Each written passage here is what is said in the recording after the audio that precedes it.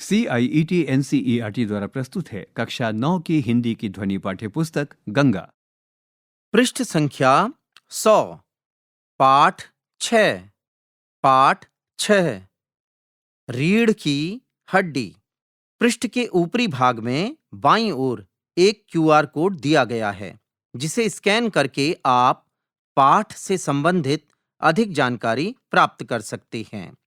पृष्ठ के दाईं ओर लेखक जगदीश चंद्र माथुर का चित्र दिया गया है। जगदीश चंद्र माथुर जी का संक्षिप्त जीवन परिचय। जगदीश चंद्र माथुर का जन्म सन 1917 में शाहजहांपुर, उत्तर प्रदेश में हुआ और शिक्षा इलाहाबाद विश्वविद्यालय से। वे इंडियन सिविल सर्विस में भी चयनित हुए। बिहार राज्य के शिक्षा सचिव, आकाशवाणी के महानिदेशक, सूचना और प्रसारण मंत्रालय के संयुक्त सचिव आदि प्रशासनिक पदों पर कार्य करते हुए वे आजीवन साहित्य सृजन में सक्रिय रहे। प्रयाग में अध्ययन के दौरान ही जगदीश चंद्र माथुर ने लेखन आरंभ कर दिया था। उस समय की चर्चित पत्रिकाओं चांद और रूपाभ आदि में उनके लिखे नाटक, एकांकी छपने लगे थे। हिंदी नाटक और रंगमंच के विकास में उनके एकांकी व नाटकों की महत्वपूर्ण भूमिका रही है। ऐतिहासिक नाटकों के साथ साथ उन्होंने सामाजिक समस्याओं से जुड़े एकांकी नाटक भी लिखे हैं। उनकी प्रमुख कृतियां हैं भोर का तारा, कोणार्क, ओ मेरे सपने, शारदिया, पहला राजा, 10 तस्वीरें, जिन्होंने जीना जाना।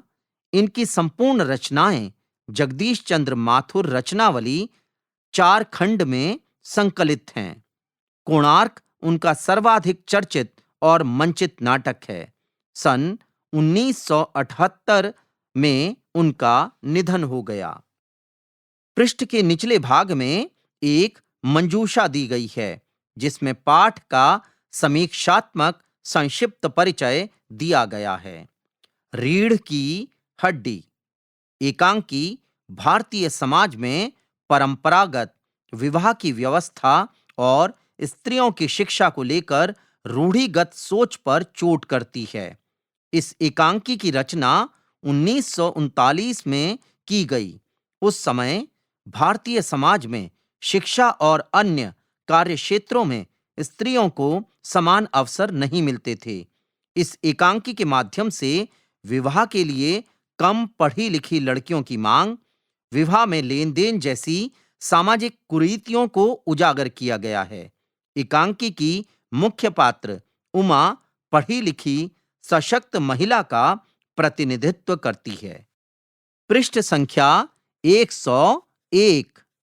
रीढ़ की हड्डी। पात्र परिचय। उमा लड़की, राम स्वरूप बाबू, जिन्हें बाबू कहा जाता है, लड़की का पिता, प्रेमा लड़की की मां, शंकर लड़का, गोपाल प्रसाद लड़के का पिता, रतन राम स्वरूप का घरेलू सहायक। मामूली तरह से सजा हुआ एक कमरा। अंदर के दरवाजे से आते हुए जिन महाशय की पीठ नजर आ रही है, वह अधेड़ उम्र के मालूम होते हैं। एक तख्त को पकड़े हुए पीछे की ओर चलते चलते कमरे में आते हैं। तख्त का दूसरा सिरा रतन ने पकड़ रखा है। बाबू, अरे धीरे धीरे चल, अब तख्त को उधर मोड़ दे, उधर, बस बस। तख्त के रखे जाने की आवाज आती है। रतन, बिछा दें साहब? बाबू जरा तेज आवाज में, और क्या करेगा, परमात्मा के यहां अक्ल बट रही थी तो तू देर से पहुंचा था क्या? बिछा दूं साहब, और यह पसीना किस लिए बहाया है? रतन तख्त बिछाता है, ही। बाबू हंसता क्यों है? अरे हमने भी जवानी में कसरतें की हैं, कलसों से नहाता था लोटों की तरह। यह तख्त क्या चीज है, उसे सीधा कर, यों, हां बस। और सुन, बहू जी से दरी मांग ला, इसके ऊपर बिछाने के लिए, चद्दर भी, कल जो कपड़े धोने वाले के यहां से आई है वही। रतन जाता है। बाबू साहब इस बीच में मेजपोश ठीक करते हैं, एक झाड़न से गुलदस्ते को साफ करते हैं, कुर्सियों पर भी दो चार हाथ लगाते हैं। सहसा घर की मालकिन प्रेमा का आना। गंदुमी रंग, छोटा कद, चेहरे और आवाज से जाहिर होता है किसी काम में बहुत व्यस्त हैं। उनके पीछे पीछे भीगी बिल्ली की तरह रतन आ रहा है, खाली हाथ। बाबू साहब राम स्वरूप दोनों की तरफ देखने लगते हैं।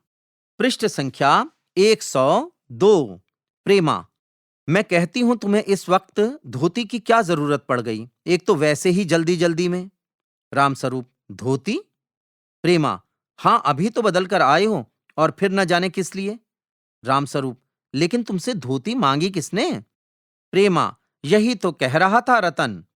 राम स्वरूप, क्यों रतन, तेरे कानों में डांट लगी है क्या? मैंने कहा था कपड़े धुलने वाले के यहां से जो चद्दर आई है उसे मांग ला। अब तेरे लिए दूसरा दिमाग कहां से लाऊं, उल्लू कहीं का। प्रेमा, अच्छा, जा पूजा वाली कोठरी में लकड़ी के बक्स के ऊपर धुले हुए कपड़े रखे हुए हैं ना, उन्हीं में से एक चद्दर उठा ला। रतन, और दरी? प्रेमा, दरी यहीं तो रखी है कोने में, यह पड़ी तो है। राम स्वरूप दरी उठाते हुए, और बीबी जी के कमरे में से हारमोनियम उठा ला और सितार भी, जल्दी जा। रतन जाता है, पति पत्नी तख्त पर दरी बिछाते हैं। प्रेमा, लेकिन वह तुम्हारी लाडली बेटी तो मुंह फुलाए पड़ी है। रामस्वरूप, मुंह फुलाए? और तुम उसकी मां किस मर्ज की दवा हो? जैसे तैसे करके तो वे लोग पकड़ में आए हैं। अब तुम्हारी बेवकूफी से सारी मेहनत बेकार जाए तो मुझे दोष मत देना। प्रेमा, तो मैं ही क्या करूं, सारे जतन करके तो हार गई। तुम्ही ने उसे पढ़ा लिखाकर इतना सिर चढ़ा रखा है। मेरी समझ में तो ये पढ़ाई लिखाई के जंजाल आते नहीं। अपना जमाना अच्छा था, आ ई पढ़ ली, गिनती सीख ली, और बहुत हुआ तो स्त्री सुबोधनी पढ़ ली। मेरी समझ में तो ये पढ़ाई लिखाई के जंजाल आते नहीं। अपना जमाना अच्छा था, आ ई पढ़ ली, गिनती सीख ली, और बहुत हुआ तो स्त्री सुबोधनी पढ़ ली। सच पूछो तो स्त्री सुबोधनी में ऐसी ऐसी बातें लिखी हैं, ऐसी बातें कि क्या तुम्हारी बीए एमए की पढ़ाई में होंगी। और आजकल के तो लक्षण ही अनोखे हैं। रामस्वरूप, ग्रामोफोन बाजा होता है ना? प्रेमा, क्यों? रामस्वरूप, दो तरह का होता है, एक तो आदमी का बनाया हुआ, उसे एक बार चलाकर जब चाहे रोक लो, और दूसरा परमात्मा का बनाया हुआ, उसका रिकॉर्ड एक बार चढ़ा तो रुकने का नाम नहीं। पृष्ठ संख्या 103। प्रेमा, हटो भी, तुम्हें ठठोली ही सूझती रहती है।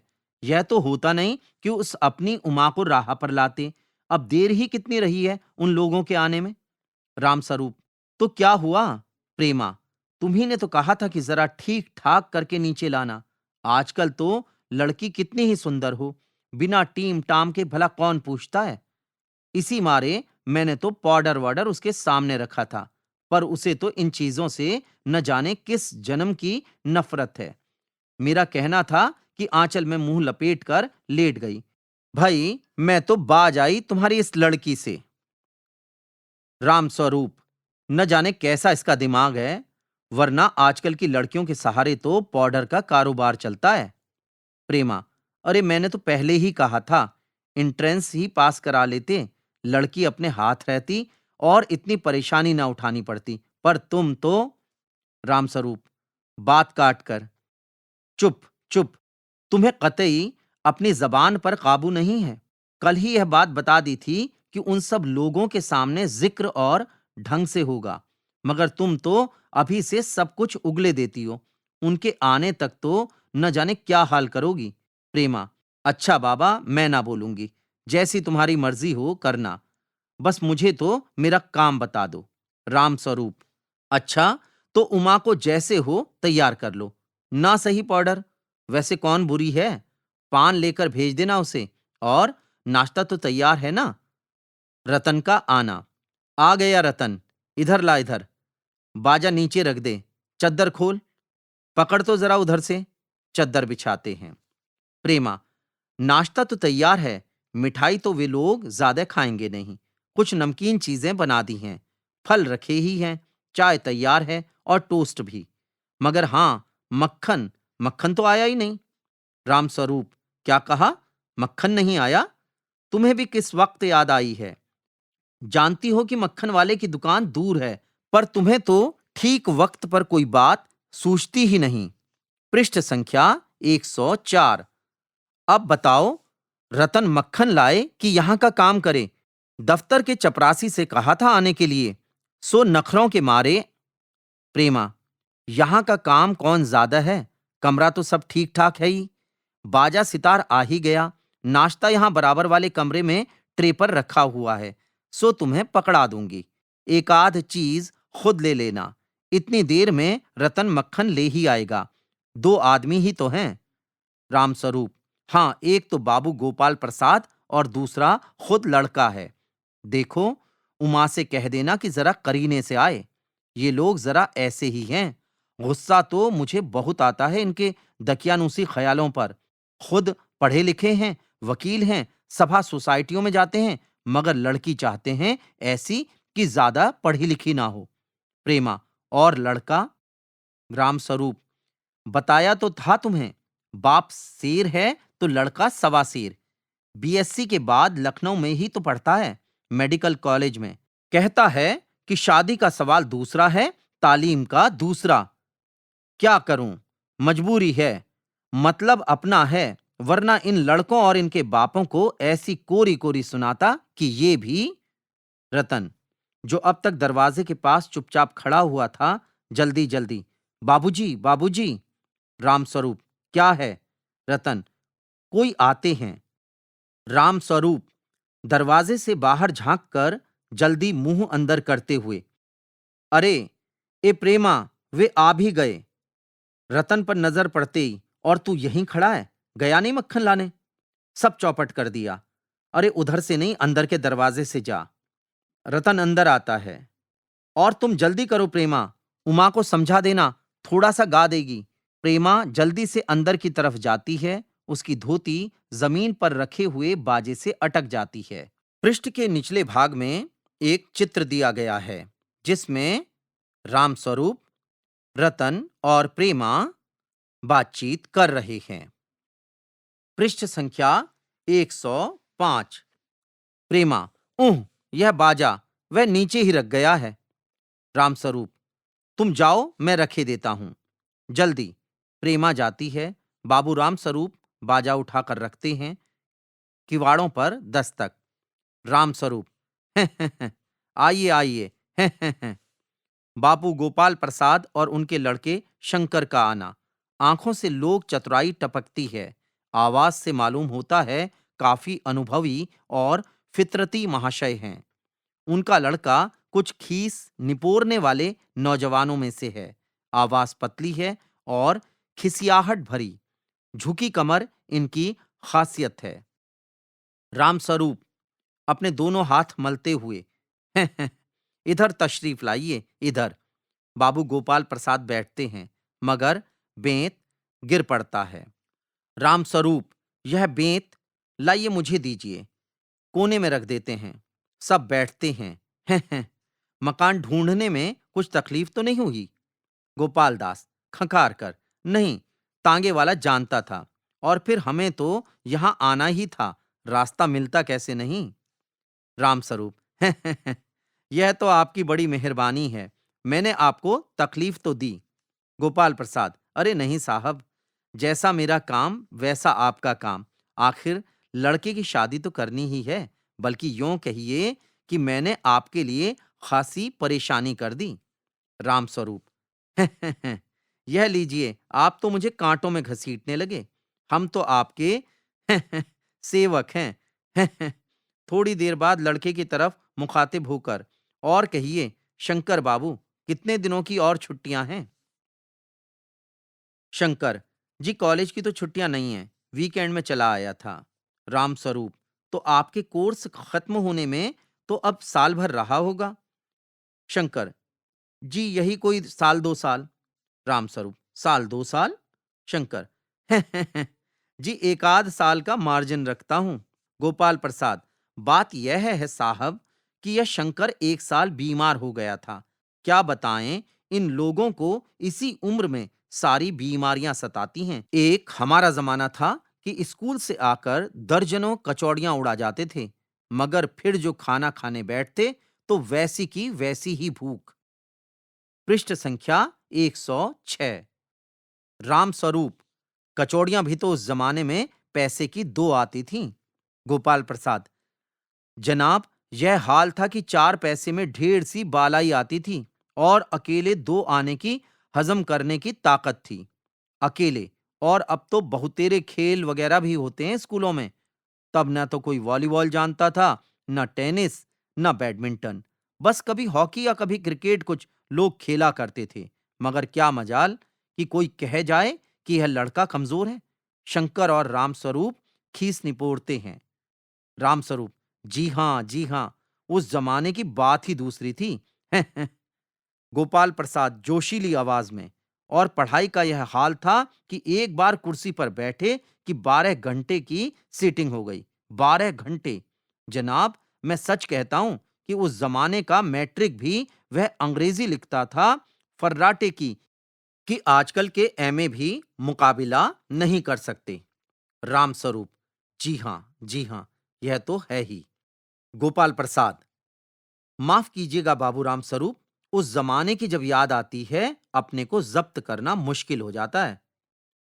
रामस्वरूप, जी हाँ, वह तो रंगीन जमाना था, रंगीन जमाना। शंकर भी ही करता है। गोपाल प्रसाद एक साथ अपनी आवाज और तरीका बदलते हुए, अच्छा तो साहब, फिर बिजनेस की बातचीत हो जाए। रामस्वरूप चौंक कर, बिजनेस?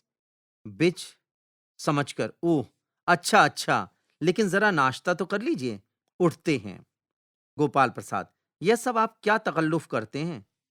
रामस्वरूप, तकल्लुफ किस बात का? यह तो मेरी बड़ी तकदीर है कि आप मेरे यहां तशरीफ लाए, वरना मैं किस काबिल हूं। माफ कीजिएगा, जरा अभी हाजिर हुआ। अंदर जाते हैं। गोपाल प्रसाद थोड़ी देर बाद दबी आवाज में, आदमी तो भला है, मकान वकान से हैसियत भी बुरी नहीं मालूम होती, पता चले लड़की कैसी है। पृष्ठ संख्या 107। शंकर, जी, कुछ खखार कर इधर उधर देखता है। गोपाल प्रसाद, क्यों, क्या हुआ? शंकर, कुछ नहीं। गोपाल प्रसाद, झुककर क्यों बैठते हो? ब्याह तय करने आए हो, कमर सीधी करके बैठो। तुम्हारे दोस्त ठीक कहते हैं कि शंकर की बैकबोन। इतने में बाबू रामस्वरूप आते हैं, हाथ में चाय की ट्रे लिए हुए, मेज पर रख देते हैं। पृष्ठ के ऊपरी भाग में एक चित्र दिया गया है, जिसमें गोपाल प्रसाद और शंकर कुर्सियों पर बैठे हैं। शंकर कमर झुकाकर बैठा है और कमरे के दरवाजे के पास प्रेमा और राम स्वरूप बातचीत कर रहे हैं। गोपाल प्रसाद, आखिर आप माने नहीं? राम स्वरूप चाय प्याले में डालते हुए, आपको विलायती चाय पसंद है या हिंदुस्तानी? गोपाल प्रसाद, नहीं नहीं साहब, मुझे आधा दूध और आधी चाय दीजिए, जरा चीनी भी ज्यादा डालिएगा। मुझे तो भाई यह नया फैशन पसंद नहीं। एक तो वैसे ही चाय में पानी काफी होता है, फिर चीनी भी नाम के लिए डाली जाए तो जायका क्या रहेगा? रामस्वरूप, कहते तो आप सही हैं। प्याला पकड़ाते हैं। शंकर खकार कर, सुना है सरकार अब ज्यादा चीनी लेने वालों पर टैक्स लगाएगी। गोपाल प्रसाद चाय पीते हुए, सरकार जो चाहे सो कर ले, पर अगर आमदनी करनी है तो सरकार को बस एक ही टैक्स लगाना चाहिए। पृष्ठ संख्या 108। रामस्वरूप शंकर को प्याला पकड़ाते हुए, वह क्या? गोपाल प्रसाद, खूबसूरती पर टैक्स। रामस्वरूप और शंकर हंस पड़ते हैं। मजाक नहीं साहब, यह ऐसा टैक्स है जनाब कि देने वाले चूं भी ना करेंगे। बस शर्त यह है कि हर एक औरत को यह छोड़ दिया जाए कि वह अपनी खूबसूरती के स्टैंडर्ड के माफिक अपने ऊपर टैक्स तय कर ले। फिर देखिए। रामस्वरूप जोर से हंसते हुए, वाह वाह, खूब सोचा आपने। वाकई आजकल खूबसूरती का सवाल भी बेढब हो गया है। हम लोगों के जमाने में तो यह कभी उठता भी ना था। तश्तरी गोपाल प्रसाद की तरफ बढ़ाते हैं। लीजिए। गोपाल प्रसाद समोसा उठाते हुए, कभी नहीं साहब, कभी नहीं। रामस्वरूप शंकर की तरफ मुखातिब होकर, आपका क्या ख्याल है शंकर बाबू? शंकर, किस मामले में? रामस्वरूप, यही कि शादी तय करने में खूबसूरती का हिस्सा कितना होना चाहिए। गोपाल प्रसाद बीच में ही, यह बात दूसरी है बाबू रामस्वरूप। मैंने आपसे पहले भी कहा था, लड़की का खूबसूरत होना निहायत जरूरी है, कैसे भी हो, चाहे पाउडर वगैरह लगाए, चाहे वैसे ही। बात यह है कि हम आप मान भी जाएं, मगर घर की औरतें तो राजी नहीं होती। आपकी लड़की तो ठीक है। रामस्वरूप, जी हां, वह तो अभी आप देख लीजिएगा। गोपाल प्रसाद, देखना क्या, जब आपसे इतनी बातचीत हो चुकी है तब तो यह रस्म ही समझिए। रामस्वरूप, यह तो आपका मेरे ऊपर भारी एहसान है। गोपाल प्रसाद, और जायचा यानी जन्मपत्र तो मिल ही गया होगा। रामस्वरूप, जी, जायचे का मिलना क्या मुश्किल बात है। ठाकुर जी के चरणों में रख दिया, बस खुद ब खुद मिला हुआ समझिए। गोपाल प्रसाद, यह ठीक कहा आपने, बिल्कुल ठीक। थोड़ी देर रुककर, लेकिन हाँ, यह जो मेरे कानों में भनक पड़ी है, यह तो गलत है ना? रामस्वरूप चौंक कर, क्या? गोपाल प्रसाद, यह पढ़ाई लिखाई के बारे में। जी हां, साफ बात है साहब, हमें ज्यादा पढ़ी लिखी लड़की नहीं चाहिए। मेम साहब तो रखनी नहीं, कौन भुगतेगा उसके नखरों को? बस हद से हद मैट्रिक पास होनी चाहिए। क्यों शंकर? पृष्ठ संख्या 109। शंकर, जी हां, कोई नौकरी तो करानी नहीं। रामस्वरूप, नौकरी का तो कोई सवाल ही नहीं उठता। गोपाल प्रसाद, और क्या साहब? देखिए, कुछ लोग मुझसे कहते हैं कि जब आपने अपने लड़कों को बीए एमए तक पढ़ाया है, तब उनकी बहुएं भी ग्रेजुएट लीजिए। भला पूछिए इन अक्ल के ठेकेदारों से कि क्या लड़कों की पढ़ाई और लड़कियों की पढ़ाई एक बात है? अरे, मर्दों का काम तो है ही पढ़ना और काबिल होना, मगर औरतें भी वही करने लगीं, अंग्रेजी अखबार पढ़ने लगीं और पॉलिटिक्स वगैरह पर बहस करने लगीं, तब तो हो चुकी गृहस्थी। जनाब, मोर के पंख होते हैं, मोरनी के नहीं। शेर के बाल होते हैं, शेरनी के नहीं। रामस्वरूप, जी हां, और मर्द के दाढ़ी होती है, औरत के नहीं। शंकर भी हंसता है, मगर गोपाल प्रसाद गंभीर हो जाते हैं। गोपाल प्रसाद, हाँ हाँ, वह भी सही है। कहने का मतलब यह है कि कुछ बातें दुनिया में ऐसी हैं जो सिर्फ मर्दों के लिए हैं, और ऊंची तालीम भी ऐसी चीजों में से एक है। रामस्वरूप शंकर से, चाय और लीजिए। शंकर, धन्यवाद, पी चुका। रामस्वरूप गोपाल प्रसाद से, आप? गोपाल प्रसाद, बस साहब, अब तो खत्म ही कीजिए। रामस्वरूप, आपने तो कुछ खाया ही नहीं, चाय के साथ टोस्ट नहीं थे, क्या बताएं वह मक्खन। गोपाल प्रसाद, नाश्ता ही तो करना था साहब, कोई पेट तो भरना था नहीं, और फिर टोस्ट वोस्ट में खाता भी नहीं। रामस्वरूप, मेज को एक तरफ सरका देते हैं, फिर अंदर के दरवाजे की तरफ मुंह कर जरा जोर से, अरे, जरा पान भिजवा देना। पान की तश्तरी हाथों में लिए उमा आती है, सादगी के कपड़े, गर्दन झुकी हुई। बाबू गोपाल प्रसाद आंखें गड़ाकर और शंकर आंखें छिपाकर उसे ताक रहे हैं। रामस्वरूप, है, आपकी लड़की है, लाओ बेटी, पान मुझे दो। उमा पान की तश्तरी अपने पिता को देती है। उस समय उसका चेहरा ऊपर को उठ जाता है और नाक पर रखा हुआ सोने की रिम वाला चश्मा दिखता है। बाप बेटे चौंक उठते हैं। पृष्ठ संख्या 110। गोपाल प्रसाद और शंकर एक साथ, चश्मा। रामस्वरूप जरा सकपकाकर, जी, वह पिछले महीने में इसकी आंखें दुखनी आ गई थीं, सो कुछ दिनों के लिए चश्मा लगाना पड़ रहा है। गोपाल प्रसाद, पढ़ाई वढ़ाई की वजह से तो नहीं है कुछ? रामस्वरूप, नहीं साहब, वह तो मैंने अर्ज किया ना। गोपाल प्रसाद, संतुष्ट होकर कुछ कोमल स्वर में, बैठो बेटी। रामस्वरूप, वहां बैठ जाओ उमा, उस तख्त पर, अपने बाजे वाजे के पास। उमा बैठती है। गोपाल प्रसाद, चाल में तो कुछ खराबी है नहीं, चेहरे पर भी छवि है। हाँ, कुछ गाना बजाना सीखा है? रामस्वरूप, जी हाँ, सितार भी और बाजा भी। सुनाओ तो उमा, एक आध गीत सितार के साथ। उमा सितार उठाती है। थोड़ी देर बाद मीरा का मशहूर गीत मेरे तो गिरधर गोपाल दूसरो ना कोई गाना शुरू कर देती है।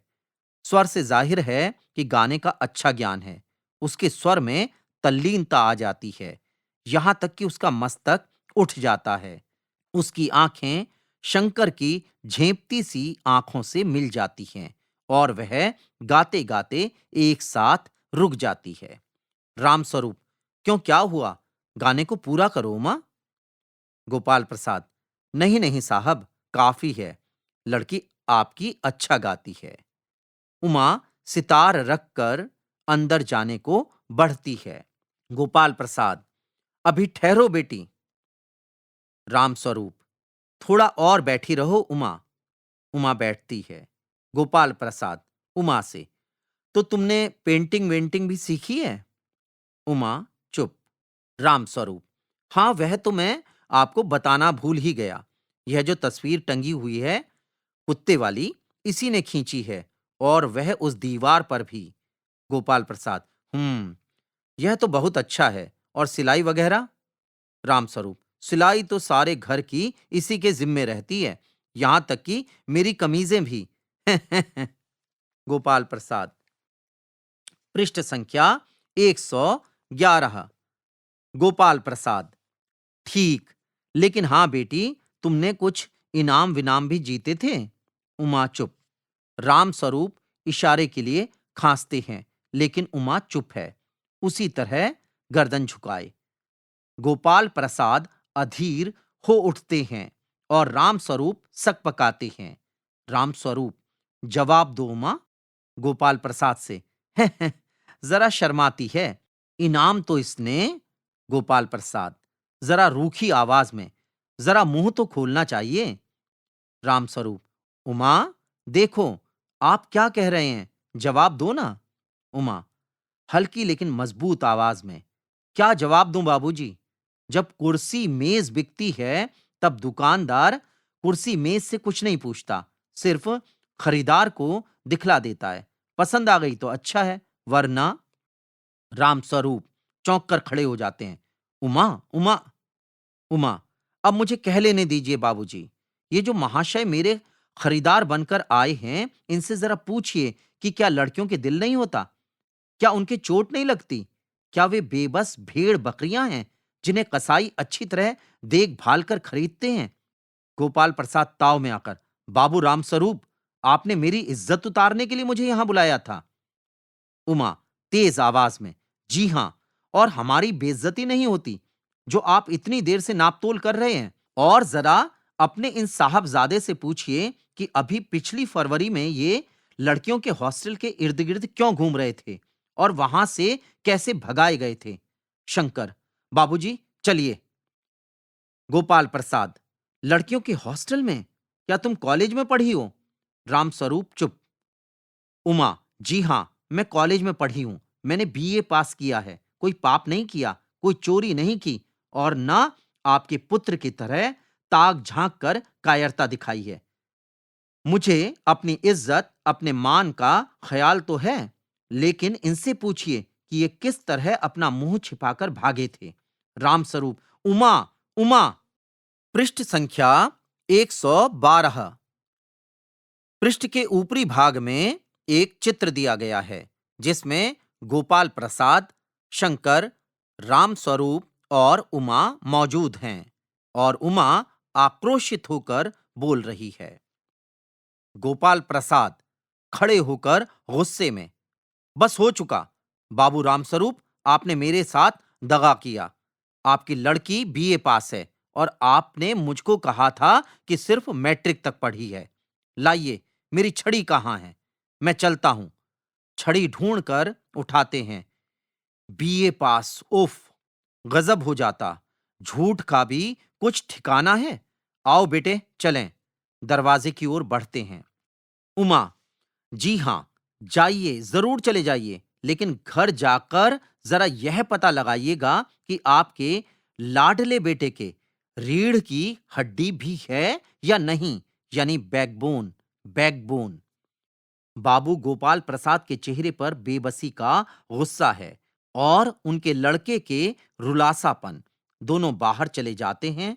बाबू रामस्वरूप कुर्सी पर धम से बैठ जाते हैं।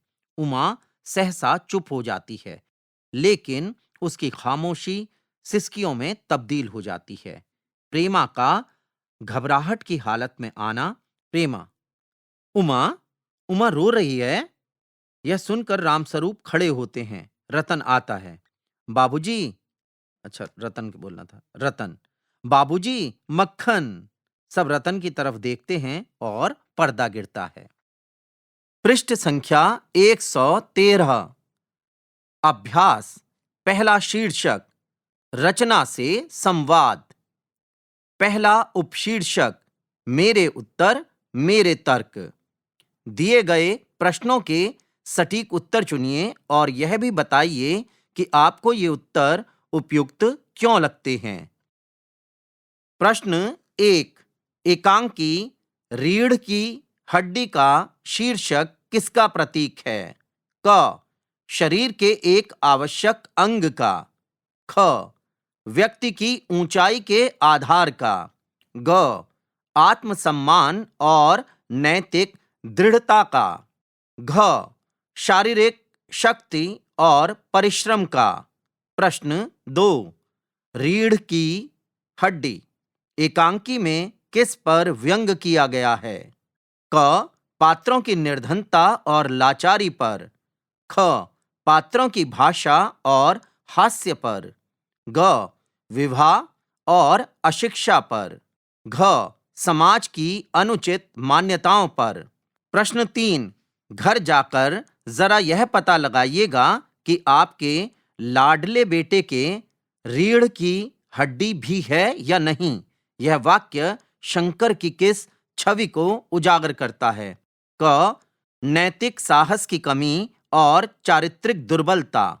ख, अनुभव और विवेक की कमी। ग, चारित्रिक दृढ़ता और शारीरिक दुर्बलता। घ, उदासीनता और एकाकीपन।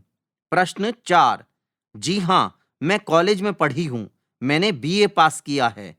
उमा की दृष्टि में शिक्षा प्राप्त करने का सही अर्थ है? क, बड़ी बड़ी डिग्री प्राप्त करना। ख, कॉलेज में पढ़ना और नौकरी पाना। ग, माता पिता और पति को प्रसन्न रखना। घ, आत्मबल और स्वतंत्र विचार रखना। पृष्ठ संख्या 114। प्रश्न 5, गोपाल प्रसाद और रामस्वरूप में क्या क्या समानताएं हैं? क, दोनों प्रगतिशील हैं और रूढ़ियों को नकारते हैं। ख, दोनों दिखावे और परंपरा के शिकार हैं। ग, दोनों शिक्षा और रूढ़ियों के समर्थक हैं। घ, दोनों संगीत और स्वादिष्ट भोजन के प्रेमी हैं। पृष्ठ के दाईं ओर रामस्वरूप और गोपाल प्रसाद का चित्र दिया गया है, जिसमें रामस्वरूप हाथ जोड़कर खड़े हैं। प्रश्न 6, इस एकांकी की संवाद शैली मुख्यतः कैसी है? क, औपचारिक और शुष्क। ख, स्वाभाविक और व्यंग्यपूर्ण। ग, काव्यात्मक और प्रश्नात्मक। घ, भावुक और संक्षिप्त। दूसरा उपशीर्षक, मेरी समझ, मेरे विचार। दिए गए प्रश्नों पर कक्षा में चर्चा कीजिए और उनके उत्तर लिखिए। प्रश्न 1, बाबू रामस्वरूप समाज में आधुनिक व्यवहार का दिखावा करते हैं, जबकि उनके विचार रूढ़िवादी हैं। इस अंतर्द्वंद्व के उदाहरण एकांकी में से खोजकर लिखिए। संकेत, उमा के साथ उनका व्यवहार, विवाह के लिए दिखावे करना किंतु इन प्रयासों को छिपाने की चेष्टा करना आदि। प्रश्न 2, रीढ़ की हड्डी का संदर्भ दो अलग-अलग पात्रों के लिए भिन्न-भिन्न अर्थों में आया है। उनकी पहचान कीजिए और लिखिए। प्रश्न 3। मेरी समझ में तो ये पढ़ाई लिखाई के जंजाल आते नहीं। प्रेमा की इस सोच से उस समय की स्त्री शिक्षा की स्थिति के विषय में क्या पता चलता है? प्रश्न 4। लेखक ने रीढ़ की हड्डी शब्द को एकांकी के शीर्षक के रूप में क्यों चुना होगा? यदि आप इस एकांकी का दूसरा शीर्षक रखना चाहें तो इसकी मुख्य बात को दर्शाएं तो वह क्या होगा और क्यों? दूसरा शीर्षक विधा से संवाद। पहला उपशीर्षक एकांकी की पड़ताल। आप जानते ही हैं कि रीढ़ की हड्डी एक एकांकी है। एकांकी में भी एक कहानी ही होती है, लेकिन एकांकी की रूपरेखा कहानी से थोड़ी अलग होती है। आगे रीढ़ की हड्डी एकांकी से संबंधित कुछ बिंदु दिए गए हैं। एकांकी में से इन बिंदुओं से संबंधित एक एक उदाहरण ढूंढकर लिखिए। पृष्ठ संख्या 115। पहला बिंदु एकांकी का नाम। दूसरा बिंदु लेखक का नाम। तीसरा बिंदु पात्र। चौथा बिंदु परिवेश देशकाल। पांचवा बिंदु रंग निर्देश मंच निर्देश। छठा बिंदु संवाद निर्देश। सातवां बिंदु समस्या। आठवां बिंदु संवाद। नवा बिंदु मुख्य विचार। 10वां बिंदु समाधान परिणाम। दूसरा उपशीर्षक रंग निर्देश। एकांकी की शुरुआत कुछ इस तरह से होती है। मामूली तरह से सजा हुआ एक कमरा। अंदर के दरवाजे से आते हुए जिन महाशय की पीठ नजर आ रही है वे अधेड़ उम्र के मालूम होते हैं। एक तख्त को पकड़े हुए पीछे की ओर चलते चलते कमरे में आते हैं। तख्त का दूसरा सिरा रतन ने पकड़ रखा है। इस रंग निर्देश द्वारा एकांकी की पृष्ठभूमि की रचना की गई है, जहां से एकांकी आगे बढ़ती है। एकांकी में स्थान, परिवेश, सामाजिक स्थिति आदि के विषय में पाठक और निर्देशक को सटीक जानकारी देने के लिए एकांकीकार, नाटककार प्रायः ऐसे रंग निर्देशों का प्रयोग करता है। मंचन के समय निर्देशक के पास यह छूट होती है कि वह देशकाल और वातावरण के अनुसार मंच सज्जा, प्रकाश, पात्रों के वस्त्र आदि में आवश्यक परिवर्तन कर सकता है। अब इस एकांकी को कक्षा में प्रस्तुत करने का समय है। अपने समूह के साथ मिलकर एकांकी के किसी एक दृश्य का चुनाव कीजिए, उसकी तैयारी कीजिए और कक्षा में उसे प्रस्तुत कीजिए। संकेत। पहला संकेत, समूह बनाइए और उचित हाव भाव द्वारा उस दृश्य का अभिनय कीजिए। दूसरा संकेत, आप अपनी आवश्यकता के अनुसार दिए गए रंग निर्देश में परिवर्तन भी कर सकते हैं। तीसरा उपशीर्षक मेरी टिप्पणी। जी हां, जाइए, जरूर चले जाइए, लेकिन घर जाकर जरा यह पता लगाइएगा कि आपके लाडले बेटे के रीढ़ की हड्डी भी है या नहीं, यानी बैकबोन। बैकबोन। इस वाक्य को ध्यान से पढ़िए। यह वाक्य उमा द्वारा शंकर पर की गई एक टिप्पणी है, जो एक व्यंग की तरह है। पृष्ठ के निचले भाग में दी गई मंजूषा में टिप्पणी को परिभाषित किया गया है। टिप्पणी किसी व्यक्ति, विषय या घटना पर व्यक्त की गई एक संक्षिप्त राय, स्पष्टीकरण या विचार होता है। यह किसी के विषय में महत्वपूर्ण जानकारी देने, किसी मुद्दे पर नया दृष्टिकोण प्रस्तुत करने या किसी संदर्भ पर विचारों की अभिव्यक्ति होती है, जो पाठक को उस विषय पर एक नया दृष्टिकोण देती है। पृष्ठ संख्या 116। टिप्पणी की कुछ विशेषताएं हैं। पहली विशेषता संक्षिप्तता। इसमें विषय के मुख्य बिंदुओं को कम शब्दों में प्रस्तुत किया जाता है। दूसरी विशेषता स्पष्टता। भाषा सरल, स्पष्ट और तर्कपूर्ण होनी चाहिए। तीसरी विशेषता व्यक्ति परकता। इसमें व्यक्ति के विचारों और सुझावों को शामिल किया जाता है। अब आप उमा द्वारा शंकर के लिए कही गई बात पर अपने विचार प्रस्तुत करते हुए इस पर एक संक्षिप्त टिप्पणी लिखिए। तीसरा शीर्षक विषयों से संवाद। उपशीर्षक तुलना और विचार।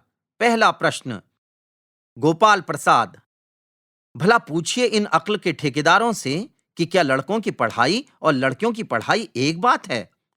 एकांकी में उन पंक्तियों को खोजिए जहां एकांकी के पात्रों के व्यवहार में लड़कियों तथा लड़कों के प्रति भिन्न भिन्न दृष्टि अभिव्यक्त हुई है। अब यह भी लिखिए कि आप इस भिन्नता को किस प्रकार समझते हैं। दूसरा प्रश्न, मुझे इज्जत इज्जत अपने मान का ख्याल तो है, लेकिन इनसे पूछिए कि ये किस तरह अपना मुंह छिपाकर भागे थे। एकांकी में उमा अपने अधिकार और विचार खुलकर व्यक्त करती है। इससे उमा के व्यक्तित्व के विषय में क्या क्या पता चलता है? आपके विचार से उसके व्यक्तित्व में ये विशेषताएं कैसे आई होंगी? संकेत, शिक्षा, परिवार का व्यवहार आदि। चौथा शीर्षक सृजन। उपशीर्षक एकांकी का विस्तार। रतन, बाबूजी मक्खन। सब रतन की तरफ देखते हैं और पर्दा गिरता है। पहला बिंदु, एकांकी के अंत में रतन कहता है बाबूजी मक्खन और पर्दा गिर जाता है। लेखक ने इस संवाद से एकांकी का अंत क्यों किया होगा? संकेत, हास्य, व्यंग्य, टिप्पणी आदि। दूसरा प्रश्न, एकांकी में यदि पर्दा दोबारा उठ जाए तो अगला दृश्य क्या होगा? अनुमान लगाइए और लिखिए। पृष्ठ संख्या 117। पांचवा शीर्षक भाषा से संवाद के अंतर्गत व्याकरण की बात। पहला उपशीर्षक मेरे शब्द। एकांकी में 5 ऐसे शब्द चुनकर रेखांकित कर लीजिए जो आपके लिए बिल्कुल नए थे। उन शब्दों वाले वाक्य अपनी लेखन पुस्तिका में लिखिए। अब उन शब्दों के अर्थ अपने अनुमान से लिखिए। इसके बाद उनके अर्थ शब्दकोश में से देखकर लिखिए। दूसरा उपशीर्षक भाषा में मुहावरे। एकांकी में से चुनकर कुछ वाक्य पृष्ठ पर दिए गए हैं। इन वाक्यों में जहां जहां मुहावरे आए हैं उन्हें पहचान कर रेखांकित कीजिए। इन मुहावरों का प्रयोग करते हुए नए वाक्य बनाकर लिखिए। पहला वाक्य, उनके पीछे पीछे भीगी बिल्ली की तरह रतन आ रहा है, खाली हाथ। दूसरा वाक्य, लेकिन वह तुम्हारी लाडली बेटी तो। दूसरा वाक्य, लेकिन वह तुम्हारी लाडली बेटी तो मुंह फुलाए पड़ी है। तीसरा वाक्य, और तुम उसकी मां किस मर्ज की दवा हो। चौथा वाक्य, तुम्ही ने उसे पढ़ा लिखा कर इतना सिर चढ़ा रखा है। पांचवा वाक्य, मगर तुम तो अभी से सब कुछ उगले देती हो। छठा वाक्य, यह लीजिए आप तो मुझे कांटों में घसीटने लगे। सातवां वाक्य, बाबू राम स्वरूप, आपने मेरी इज्जत उतारने के लिए मुझे यहां बुलाया था।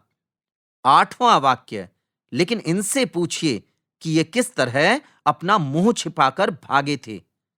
तीसरा उपशीर्षक संदर्भ में शब्द। बाप शेर है तो लड़का सवा शेर।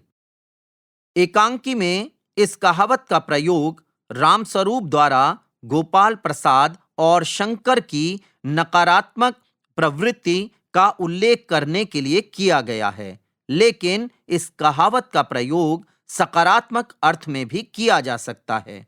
अब आप इस नए प्रयोग से वाक्य बनाकर लिखिए। छठा शीर्षक गतिविधियां।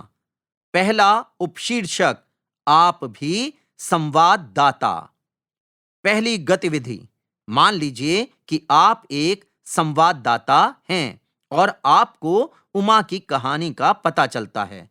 अब आप उमा तथा अन्य पात्रों का साक्षात्कार लेकर उनका पक्ष दर्शकों के सामने प्रस्तुत कीजिए। पृष्ठ संख्या 118। दूसरी गतिविधि, मान लीजिए कि आप उमा के घर से रिपोर्टिंग कर रहे हैं जब उसके घर में शंकर आया था। इस पूरे घटनाक्रम को जीवंत प्रसारण यानी लाइव रिपोर्ट की तरह प्रस्तुत कीजिए। पृष्ठ पर भाषा संगम से संबंधित एक मंजूषा दी गई है। भाषा संगम, मक्खन वाले की दुकान दूर है। इस वाक्य में मक्खन शब्द रेखांकित किया गया है। मक्खन शब्द के लिए संविधान की 8वीं अनुसूची में सम्मिलित कुछ भारतीय भाषाओं में प्रयुक्त शब्दों की सूची दी गई है। हिंदी भाषा में मक्खन, संस्कृत भाषा में नवनीतम, पंजाबी भाषा में मक्खन, उर्दू भाषा में मक्खन, कश्मीरी भाषा में ठन्य, सिंधी भाषा में मखणू, मराठी भाषा में लोणी, गुजराती भाषा में माखण, नवनीत, कोंकणी भाषा में लोणी, नेपाली भाषा में नौनी, माखन, बांग्ला भाषा में माखन, ननी, असमिया भाषा में माखन, मणिपुरी भाषा में माखोन, ओडिया भाषा में लहुणी, मक्खन, तेलुगु भाषा में विन्ने, तमिल भाषा में विरण्णय, मलयालम भाषा में विर्ण, कन्नड़ भाषा में विण्णे। इनके अतिरिक्त यदि आप मक्खन शब्द को किसी और भाषा में भी जानते हैं तो उस भाषा में भी लिखिए। इस वाक्य को अपनी मातृभाषा में भी लिखिए। मंजूषा के निचले भाग में वैज्ञानिक तथा तकनीकी शब्दावली आयोग का एक वेब लिंक दिया गया है जिस पर विजिट करके आप विभिन्न भाषाओं में अपना शब्द ज्ञान बढ़ा सकते हैं। लिंक इस प्रकार है https://shabd.education.in/lexicon.jsp। सातवां शीर्षक, खोजबीन। पृष्ठ पर दिए गए लिंक का प्रयोग करके आप एकांकी विधा और रीढ़ की हड्डी एकांकी के विषय में और अधिक जान समझ सकते हैं।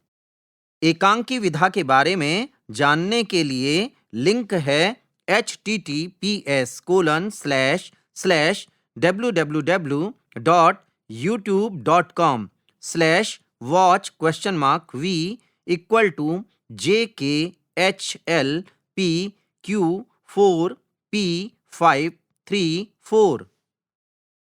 रीढ़ की हड्डी एकांकी के लिए लिंक है https://www.youtube.com/watch?v=6t6t_nn3eg1w।